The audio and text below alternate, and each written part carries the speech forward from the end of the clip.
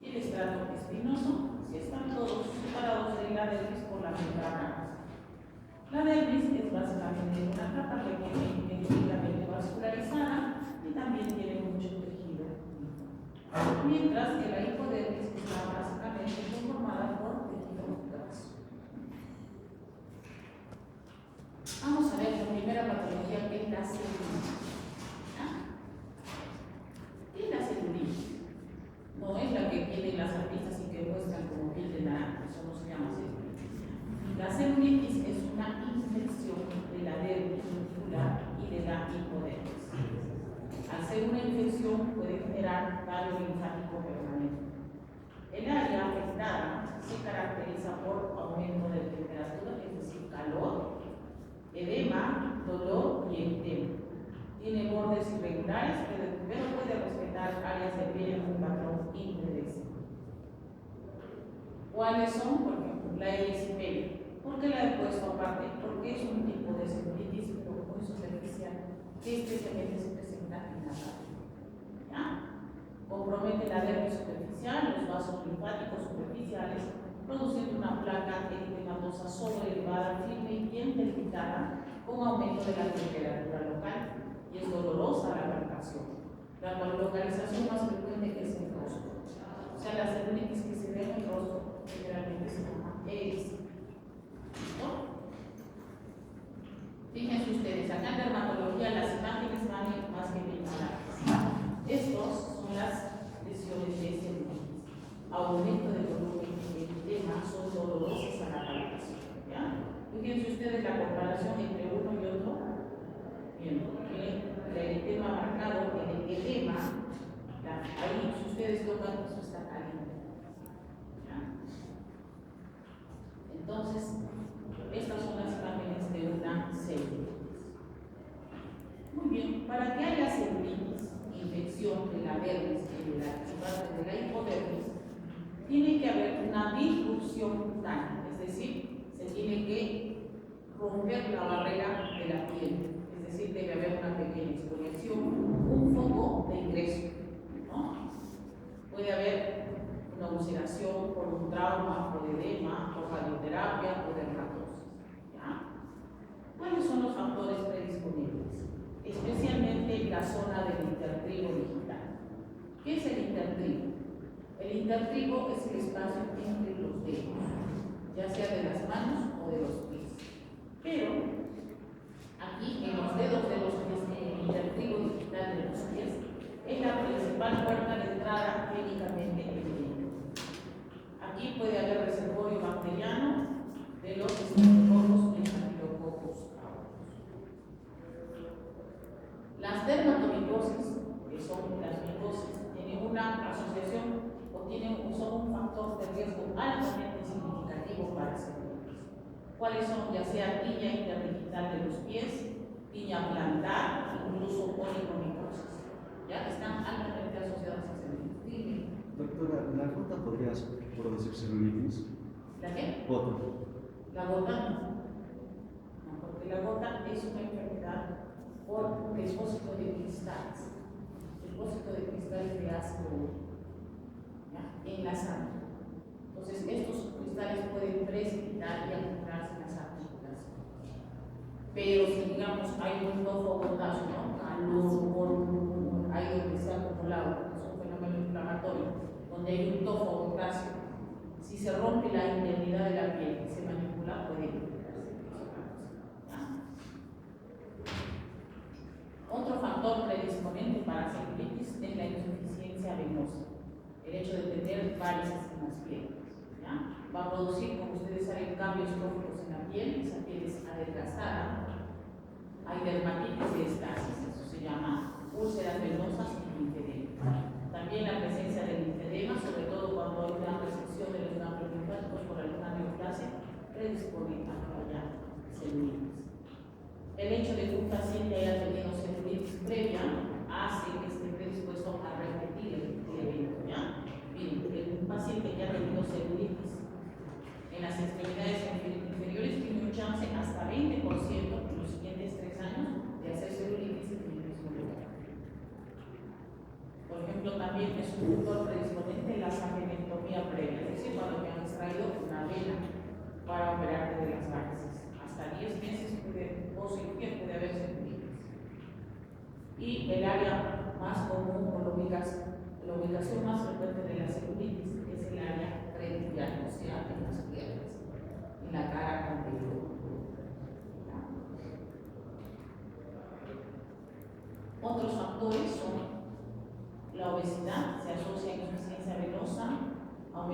irritabilidad cutánea e higiene deficiente.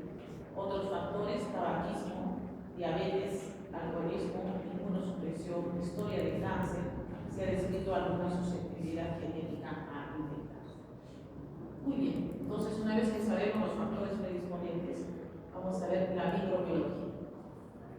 La celulitis resulta de que es una invasión bacteriana directa a través de la barrera cutánea alterada con compromiso variable del tejido blando. Es decir, ingresa e infecta la dermis y la hipodermis. Excepcionalmente, la celulitis puede ser, digamos, secundaria a una bacteriemia. Esto en pacientes inmunodeprimidos. Pero el principal foco es por cuando se rompe la integridad de la piel. Por ejemplo, ¿cuál es la etiología? La etiología más frecuente son el estreptococo y el estafilococo. Hasta un 10% de los casos de celulitis está dada por estafilococo aureus. Y varias cepas de estreptococo, principalmente el estreptococo beta hemolítico del grupo G y luego seguido del grupo A, causan entre el 75 y 80% de las celulitis. Eso es lo más importante. Ustedes saben que este estreptococo tiene algunas toxinas, mejor dicho, varias toxinas, dentro de las cuales están la streptocinasa y la adeneasa B, lo cual puede generar una marcada reacción inflamatoria. Muy pocos casos se dan asociación, digamos, de gérmenes gram positivos con gram negativos o con algunos anaerobios. Es en muy pocos casos, salvo que el paciente sea especial, algunas condiciones específicas, ¿no? Pero generalmente las celulitis son secundarias a estreptococcus y estafilococcus. Por ejemplo, cuando ha habido casos de erisipela en el rostro, se han hecho hemocultivos y se ha hecho estreptococo del grupo G seguido del estreptococo del grupo A, que corrobora el diagnóstico de que la mayoría son por estreptococo.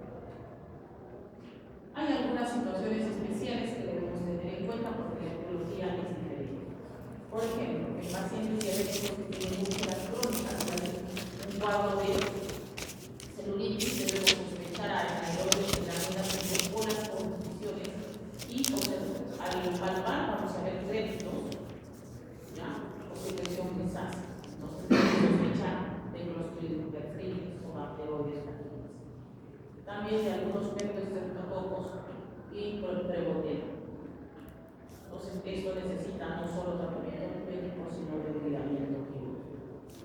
También, por ejemplo, después de una disección de ganglios linfáticos, podemos sospechar que esta celulitis se deba a estreptococos agalá.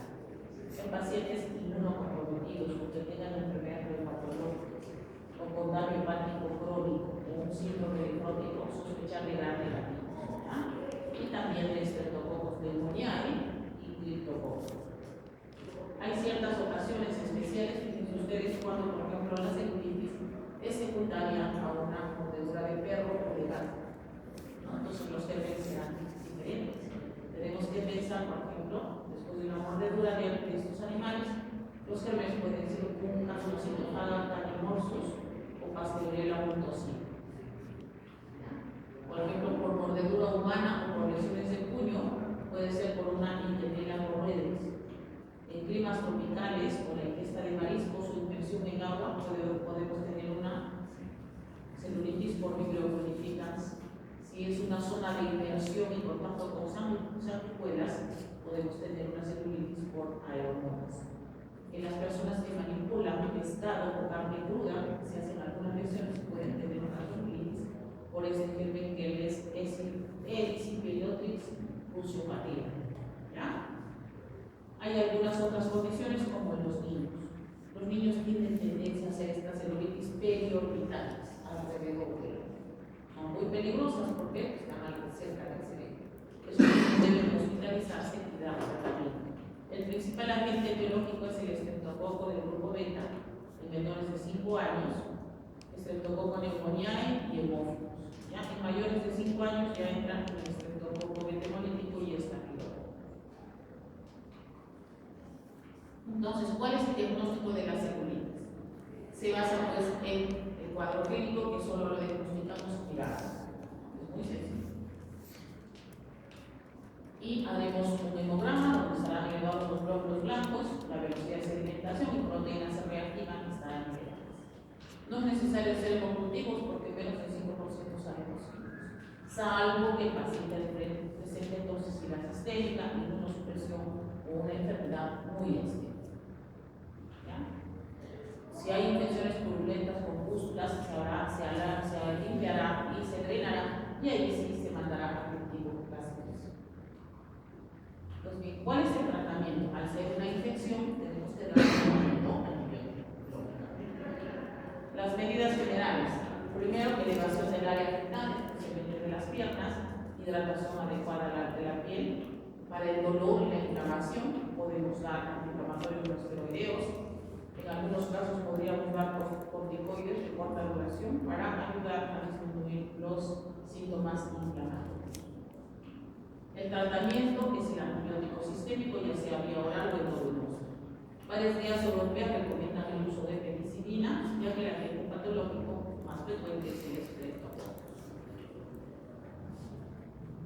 Con el tratamiento antibiótico, estos patógenos van a morir rápidamente. ¿Y qué sucede? Van a liberar toxinas con su muerte y enzimas que serían los responsables del aparente empeoramiento clínico inicial, que se caracteriza por mayor inflamación cutánea y fiebre. Entonces, lo que no debe confundirse con que está fallando el tratamiento. Entonces, ante un paciente con celulitis y empezamos el tratamiento antibiótico, le advertimos que en los primeros 2 días probablemente las lesiones van a empeorar. ¿Qué significa? Que está siendo efectivo el tratamiento, al muerte de los jefes. No van a pensar, porque si no al día siguiente o a los 2 días viene el paciente y no tiene culpa, y con las medicinas que le has dado para no pegar. Pues para eso tenemos que estar. Sí, tenemos que conocer, porque hasta nosotros mismos si nos decimos, ay, decimos sí, no le está haciendo nada, usted empeora, y no es así. Se empieza a ver la mejoría clínica hasta las 72 horas post inicio del tratamiento. Se necesita dar un tratamiento parenteral, ya cuando hay grandes lesiones, inmunocomprometidos, o hay toxicidad sistémica, o cuando progresa a partir de las 72 horas a pesar de la terapia estándar no mejora. Los recién nacidos, como les dije, menores de 5 años que tengan la celulitis periodontaria, que se le dará endovenosa y hospitalizada. ¿Cuánto dura el tratamiento? Si la lesión es pequeña, es una celulitis pequeña, podemos dar 5 días como mínimo hasta 14 días en los casos más graves. Para los que tienen alergia a la penicilina, ¿qué daremos? Erythromicina o clindamicina. Fíjense ustedes que las celulitis en las extremidades inferiores tienen una recurrencia entre el 25 y 46% de los pacientes. En los primeros 3 años no se ve. ¿Y cuál es la complicación más severa o el extremo de la celulitis? Es la fascitis necrosal, que es una infección de la piel y los tejidos blandos que es rápidamente progresiva y tiene una alta mortalidad hasta 50%. Eso sí hay que tener en cuenta. ¿Cómo se presenta? ¿Cómo la distinguimos? Es un dolor desproporcionado a los hallazgos clínicos. Hay edema, necrosis de la piel, ampollas, enrojecimiento cutáneo, fiebre y crépitos. Es importante reconocer esta entidad, dado que requiere tratamiento pronto con antibióticos y manejo quirúrgico con desfibril. Muy bien, no sé si hasta ahí tuvieron una pregunta sobre la celulitis. Entonces quedó claro que el concepto de los principales causantes son el estreptococo, ya sea del grupo beta hemolítico del grupo G y del grupo A, seguido del estafilococo. Entonces ya sabemos que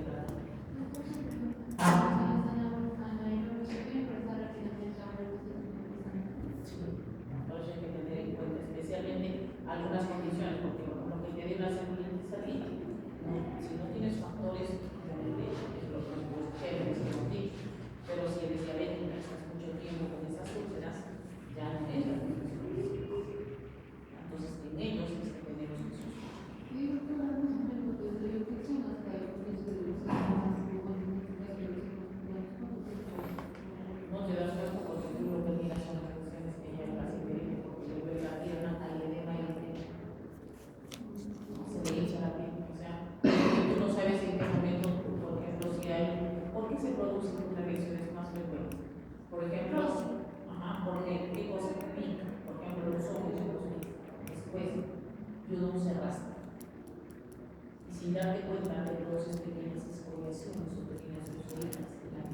y allí, como dice, está lo definitivo para que ellos nos queden. De allí hasta que se produzca la celulitis depende del factor inmunológico. Uno, dos días, 5 días. Y de la celulitis la clasifican cruzante, ¿cuánto tiempo hay más o menos? No hay tiempo, todo depende de cada persona y este periodo. Si estás inmunodeprimido, rápidamente progresará. No mejorarás en 72 horas y progresará hacia una fase. Y la FUNI es el exponente, por ejemplo, para un permiso, puede responder a la entrada de las bacterias. Claro, para que se produce una celulitis localizada. Por eso te quedamos ¿Y la neuropatía diabética progresa más rápido a la gastritis? neuropatía es una complicación de la diabetes. Ya. No se No lo lo va a hacen con sentir. los médicos. O sea, pero el problema es que no se va a dar. Sí, por eso no lo va a sentir. Pero si ves el tema, que está hinchado, de repente no te duele mucho, pero sí hay cambios. Urticaria es la segunda enfermedad que vamos a ver. Fíjense aquí las lesiones hablan por sí solas. ¿Qué es la urticaria? Es una enfermedad que produce estas lesiones. Ronchas, conglomerado de ronchas que van a formar una roncha grande que se llama jabones, que son intensamente polígenos. Se llaman así. ¿De dónde viene la urticaria? La urticaria viene del nombre de la ortiga. La ortiga es una planta que al contacto con la piel va a producir ronchas y lesiones. Debido a que estas lesiones son similares a las que se producen en contacto con la ortiga, se denominan urticaria. ¿Ya? Es una enfermedad con lesiones en la piel calificadas como ronchas, abones cuando son ronchas grandes y angioedema o los tres. Esta característica. Esta urticaria se clasifica en espontánea cuando no hay algo que lo desencadene, un factor evidente. Es aguda si dura menos de 6 semanas, crónica cuando dura más de 6 semanas. ¿Ya? Esta urticaria puede ser inclusive por algún agente causal que lo dé. Fíjense ustedes que esta urticaria aguda afecta entre el 10 y 20% de la población en general en algún momento de su vida. Tiene una prevalencia entre 6.1 y 6.7% en niños, algo mayor que la reportada en los adultos. Lo más frecuente es entre el primer y sexto año de la vida. Entonces, habíamos dicho, la urticaria tiene dos formas. Aguda, menos de 6 semanas. Crónica, aquí tenemos igual, si es una urticaria crónica espontánea que sin un factor desencadenante, puede ser de etiología autoinmune, respuesta tipo 1 o tipo 2, o no es autoinmune, pero algunos factores la predisponen, como infecciones, alimentos, látex, aditivos alimentarios, drogas y estrés. O la urticaria crónica inclusive, que es inducida por un desencadenante externo específico. Por ejemplo, el paciente ya sabe que por calor, por frío, por termografismo sintomático, por vibración, o por alguna presión ejercida sobre la piel o la exposición al sol, te van a desencadenar las ronchas. O no físicas, cuando es una urticaria colinérgica, acuagénica o de contacto. ¿Ya? Entonces, para mayor entendimiento, ¿qué es la urticaria? Es una enfermedad desencadenada por mecanismos inmunológicos, mediados o no por inmunoglobulina. Es una reacción de hipersensibilidad o alergia. ¿Qué es la urticaria?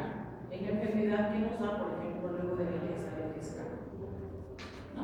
Aparecen ronchas, abones con intenso ruido, que es lo que la gente comúnmente conoce como intoxicación. Eso no es intoxicación, eso se llama urticaria.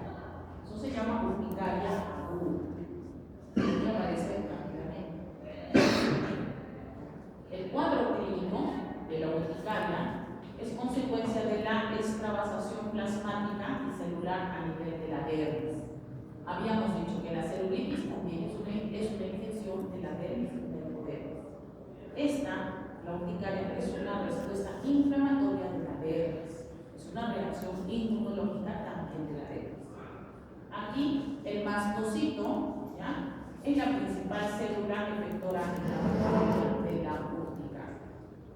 Entonces, acuérdense que ciertos estímulos inmunológicos activan la degranulación del mastocito, induciendo la liberación de ¿qué? ¿Qué tienen los mastocitos? ¿Qué liberan? Histamina.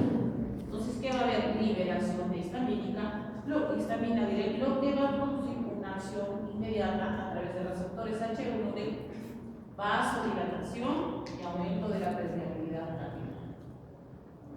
Eso hace la histamina.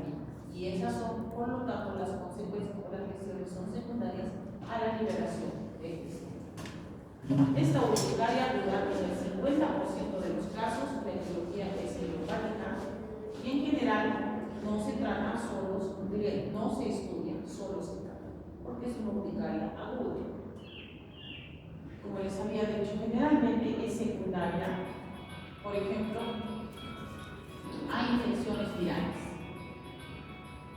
rinovirus, rotavirus, para influenza, virus sincicial respiratorio, parvovirus, adenovirus. En menor frecuencia por algunas bacterias como Mycobacterium pneumoniae o Streptococcus beta-hemolítico del grupo A. Pero lo más frecuente es por enfermedades virales. Es una causa de urticaria aguda, estamos hablando. La otra causa son los medicamentos, especialmente los derivados de la penicilina.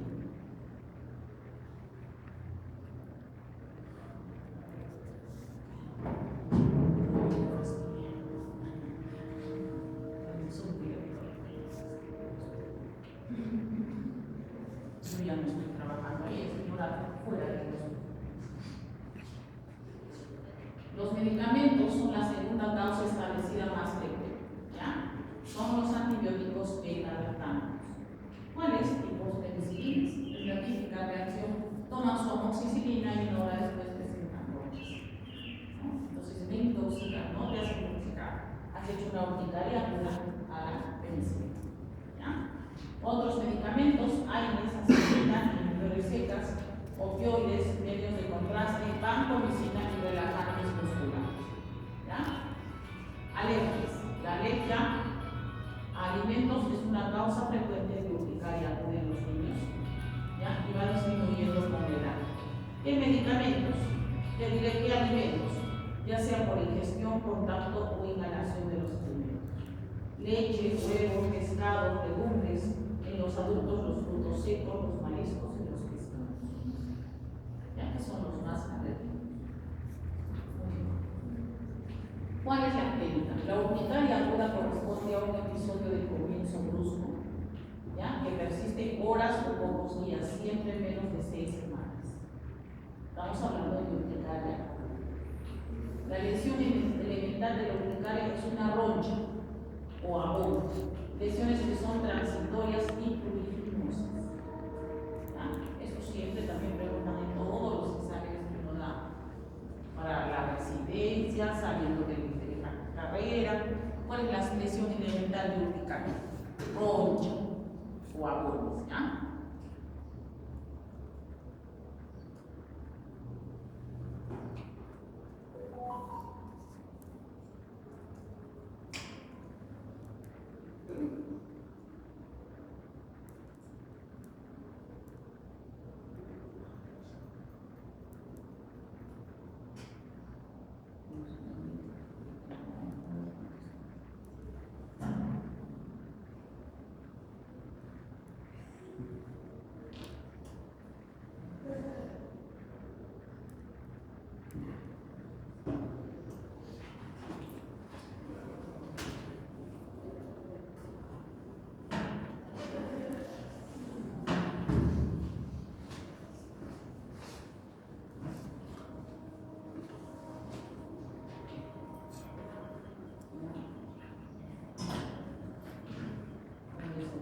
Entonces, la lesión fundamental son las ronchas.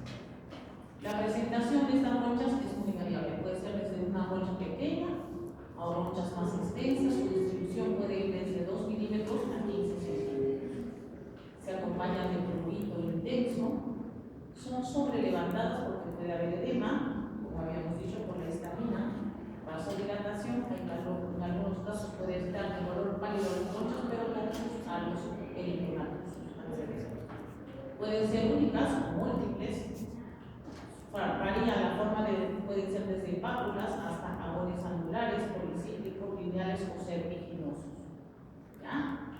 Puede acompañarse de otros síntomas como fiebre, artralgia, síntomas respiratorios.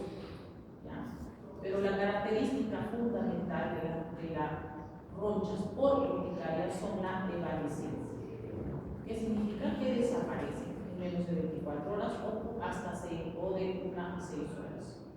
Se acompañan de prurito y desaparecen sin dejar cicatriz. Son ronchas evanescentes. El diagnóstico de la urticaria es clínico, solo mirando. Fíjense, aprendan de memoria, estas memoria fotográfica, y otras veces que las vean las van a reconocer. ¿No? Eso es la urticaria. Pequeñas ronchas, aquí hay un conglomerado de pequeñas ronchitas y que forman grandes ronchas. Igual acá puede haber incluso lesiones sobrelevadas, las ronchas pueden estar pálidas pero rodeadas de eritema. ¿Cómo hacemos el diagnóstico? Mirando. Acá en dermatología solo miramos y diagnosticamos. ¿Ya? Es necesario hacer una buena anamnesis para preguntar qué cosa ingirió, si está tomando algún medicamento, qué tipo de alimento ingirió, ¿ya? Desde qué momento aparecieron las ronchas, si tienen menos de 24 horas, más de 24 horas, más de 6 semanas o menos de 6 semanas. Eso es muy importante para mí. Dentro de los signos de alarma se ve si además de esas lesiones el paciente presenta sibilancias, dificultad para respirar, hipotensión y shock, porque puede ser un corazón. ¿Cuál es la evolución de la urticaria? Ahora, lo más común es que aparece rápidamente y en el curso de altibajo de 1 a 7 días desaparece espontáneamente, ¿no? Sin recibir. En algunos casos puede perpetuarse entre 2 a 4 semanas, sobre todo cuando es después de exposición americana. 5% de estas urticarias agudísimas pueden pasar a ser crónicas. Entonces, ya habíamos dicho en resumen: urticaria, historia clínica más examen físico. Si es aguda, menos de 6 semanas. Esas no necesitan ser estudiadas, pero generalmente son secundarias a la alergia alimentaria o drogas. Es la urticaria aguda, lo que llamamos intoxicación. Las famosas ronchas. Eso es la urticaria. Urticaria crónica, aquí viene el detalle. Cuando esas lesiones duran más de 6 semanas. O es una urticaria crónica inducible, como habíamos dicho, habrá que hacer los test de provocación. Si es el frío, el calor, sol, presión, fricción. O la urticaria crónica espontánea, cuya causa en algunos casos es conocida, así ya sabe cuándo le desencadenar la urticaria, o desconocida. Hay que hacer estudios de reactante de fase aguda, perfil tiroideo, perfil acuminal. Se debe evaluar el diagnóstico diferencial si la urticaria tenga las lesiones duran más de 24 horas.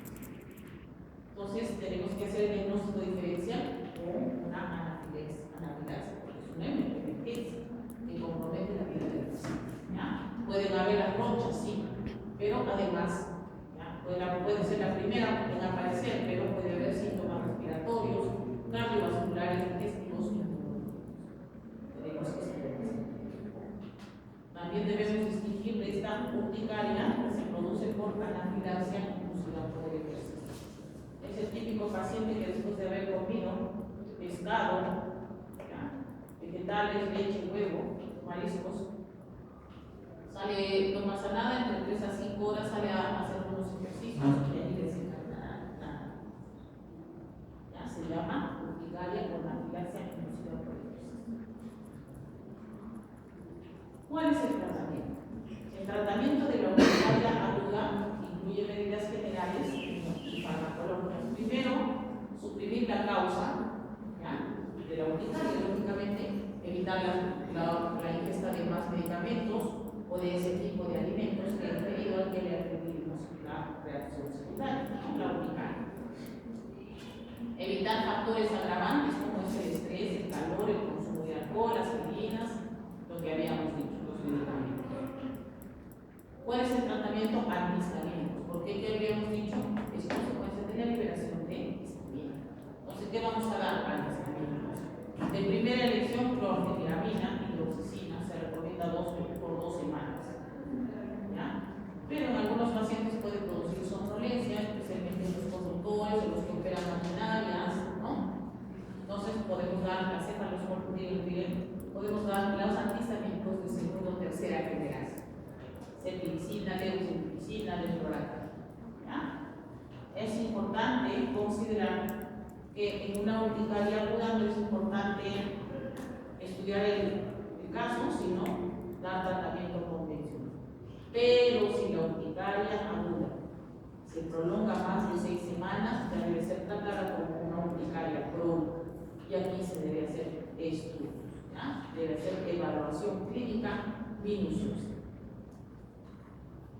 ¿Cuáles son los antihistamínicos más usados? Difenidramina, hidroxicina, carbinoxamina, loratadina, desloratadina, cetirizina, leucotrienina y fensopenina.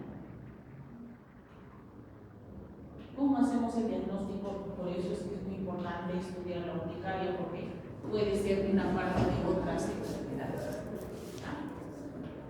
Por ejemplo, tenemos que hacer el diagnóstico diferencial como una urticaria vasculítica, en la cual las ronchas van a ser de color purpúreo, duran más de 24 horas y dejan lesiones hiperpigmentadas a los hombres.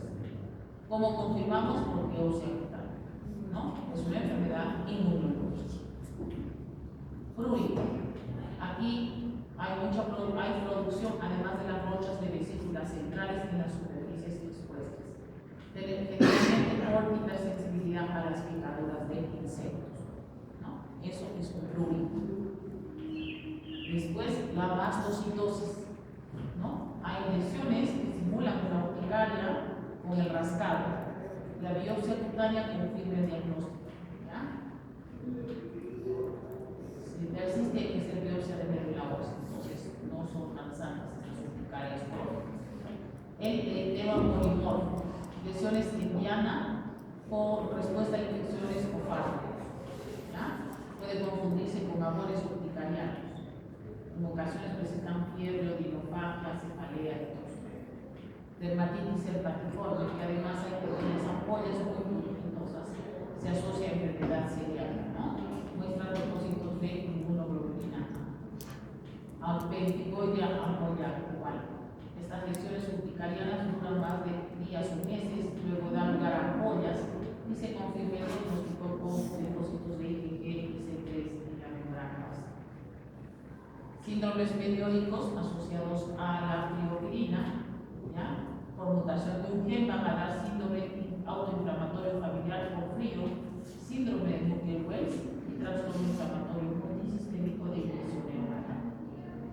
También hay que hacer el diagnóstico diferencial con un síndrome de Schnitzler, que es raso urticariano recurrente asociado a gamma-globulina o gamma-globulina. Puede comportarse como un síndrome paraneoplásico. Ustedes ya saben cuáles son los síndromes paraneoplásicos y una de estas es la urticaria crónica. Las enfermedades neoplásicas pueden presentar urticaria, aunque los pacientes suelen tener síntomas agregados como disminución de peso, fiebre y varios dolores. En pacientes jóvenes, la urticaria crónica podría ser un factor de riesgo mayor para neoplasias hematológicas tipo leucemias. Entonces, ojo con las urticarias crónicas. Hay que hacer estudios. No se puede dar una urticaria. Una urticaria benigna es pues cuando comes un pescado y esa aguda va a pasar. Eso no tiene nada que ver. Las crónicas, esas tienen que estudiar. ¿Listo? ¿Alguna pregunta? Pasamos al tercer tema, que son las dermatitis.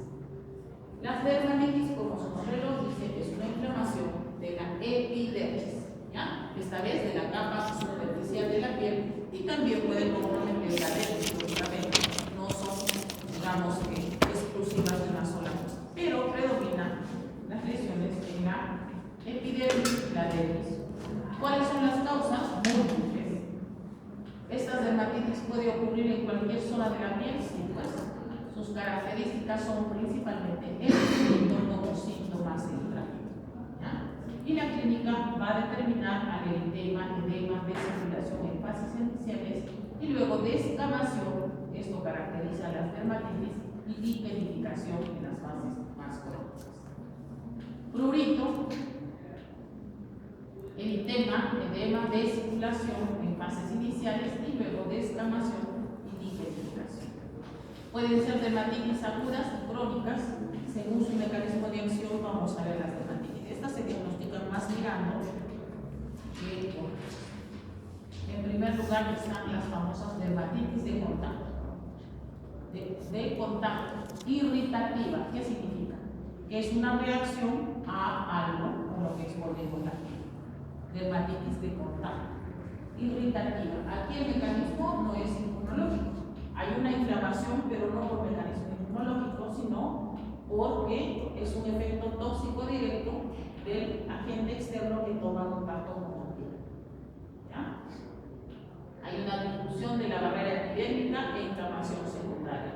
Estas lesiones están limitadas al área de contacto. Por ejemplo, la respuesta cutánea es proporcional al contacto. Corresponde el 80% de las dermatitis de contacto. Digamos que exponemos nuestra mano a un detergente muy abrasivo. Metemos la mano, lo ves, y cuando sacamos toda la zona donde estuvo el contacto con el detergente, va a estar irritada con edema, con eritema y con prurito. Se llama dermatitis de contacto, es donde ha habido contacto. ¿Listo?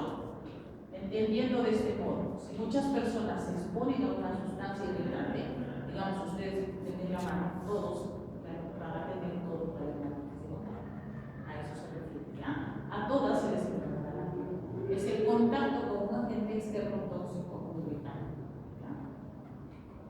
Hay otro tipo de dermatitis, que es la dermatitis de contacto igual, pero alérgica. Aquí sí ya vería una respuesta inmunológica, tipo hipersensibilidad retardada de tipo 4. Es una inflamación, pero inmunológica. Estas dermatitis, la respuesta, digamos, no es proporcionada al estímulo. Es el típico, por ejemplo, este es un broche de un cierre de piel. Al estar en contacto con la piel, va a haber una respuesta exagerado no solo en la zona de contacto, sino en zonas aledañas, incluso el tema en la parte externa. ¿Ya? Aquí, ¿cómo se estudian estas dermatitis? Con el test de Parche.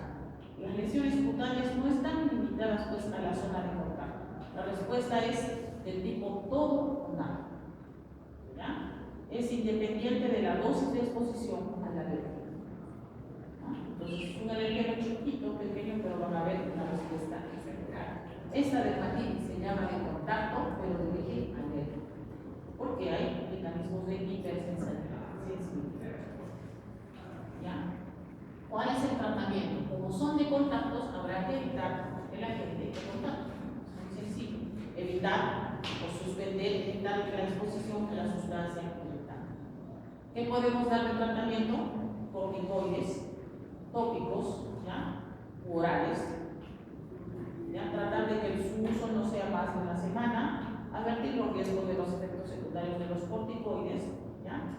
Podría darse, por ejemplo, menos de una semana, prednisona de 0.1 miligramos por kilo por día en la mañana, menos de 10 días, sin necesidad de que haya suspensión progresiva.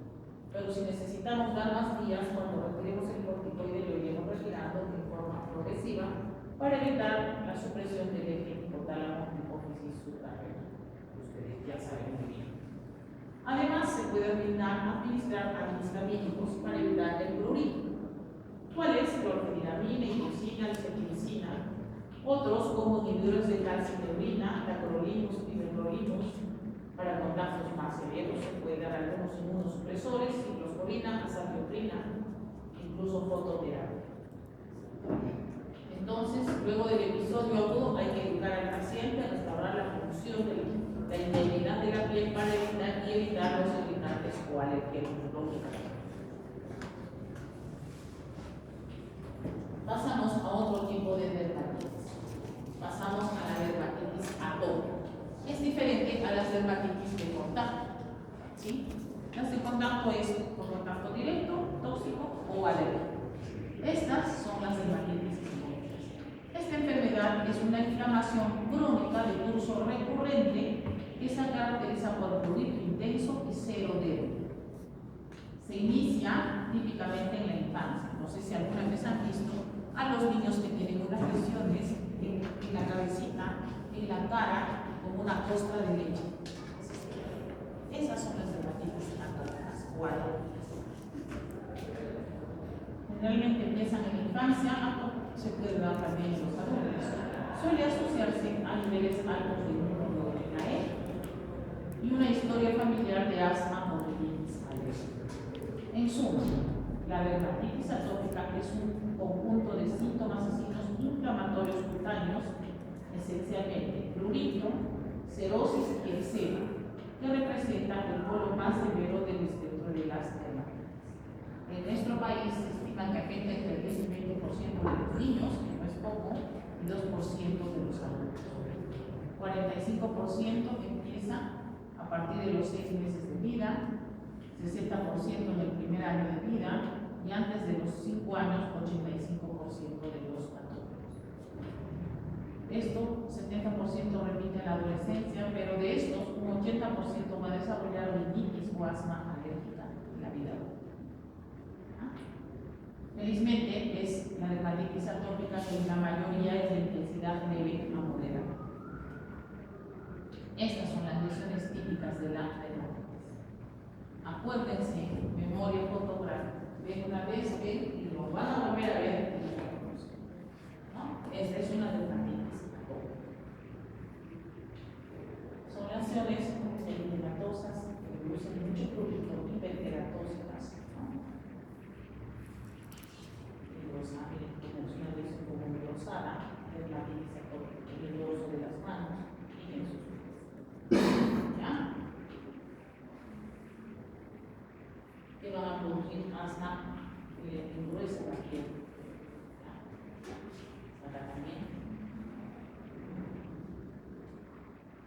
¿Cuáles son los factores intrínsecos de las dermatitis? Porque es recurrente, ¿verdad? Tiene un factor genético. ¿Ya? Hay un patrón de herencia complejo, alteración de la barrera cutánea, sequedad extrema de la piel, con alteración de la función de barrera del estrato córneo. Son atribuibles a déficit de ceraminas, inundación del diente y la piel.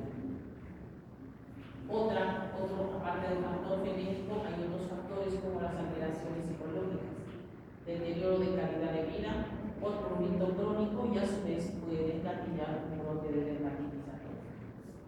Algunas alteraciones inmunológicas como desequilibrio TH1-TH2, durante la fase aguda predominan TH2 y la crónica TH1.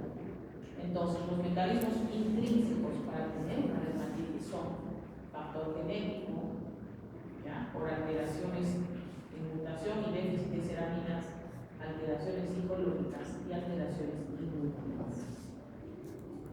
Los factores extrínsecos que podrían, digamos, desencadenar dermatitis atópica son los aeroalergénicos, son alergenos inhalados. ¿Cuáles?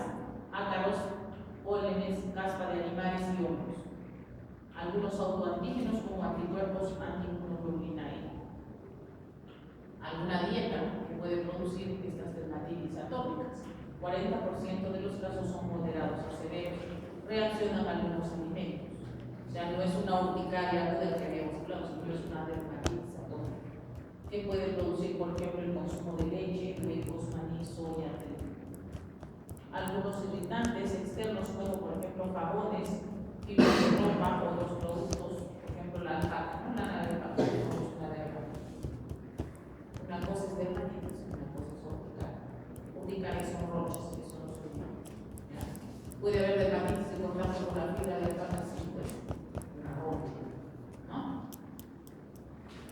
Pero cuando esta es crónica, cada vez que te pones se desencadena, pero no rocha, sino eritema, lesiones cornificadas, eso son dermatitis. Productos, se produce alteración de la barrera cutánea. Algunos microorganismos sí pueden desencadenar activación de la respuesta inmunológica, especialmente estafilococo que coloniza la piel, puede desencadenar dermatitis atópica por activación de la respuesta inmunológica, no por infección. ¿Ya? ¿Cuál es la clínica? Síntomas invariablemente presentes en las dermatitis, lo que hay es cerosis y prurito. ¿Ya? Fíjense ustedes, antes de hablar, vamos a decir mejor aquí, las imágenes. En los niños pequeños, en el rostro, en la frente, en la carita, en los brazos, en las piernas. Un niño mayor, también en la carita, en el cuello, en las zonas, en los pliegues del codo, en las muñecas, en los tobillos. Y en el adulto, generalmente es en las zonas de los pliegues, en la cara anterior de los brazos, en los pliegues del codo, en las muñecas, entre las rodillas y en la cara anterior de los pies. Es en la cara anterior. ¿Ya? ¿Cuáles son los criterios para decir esto es una dermatitis atópica? Historia de compromiso de los pliegues cutáneos, incluyendo mejillas en menores de 10 años. Historia personal de asma o historia de enfermedad atópica en un pariente de primer grado. Historia de piel seca generalizada en menores humanos. Comienzo antes de los 2 años de edad. Se usa en menores de 4 años. Dermatitis pleural visible o dermatitis de las mejillas, frente y áreas externas de extremidades. Acá está más claro, aquí también, cuáles son las zonas que comprometen las dermatitis en los bebés, en los niños, en los adultos. En los adultos también ya un cervical en el cuello, en el rostro. ¿Cuál es el tratamiento?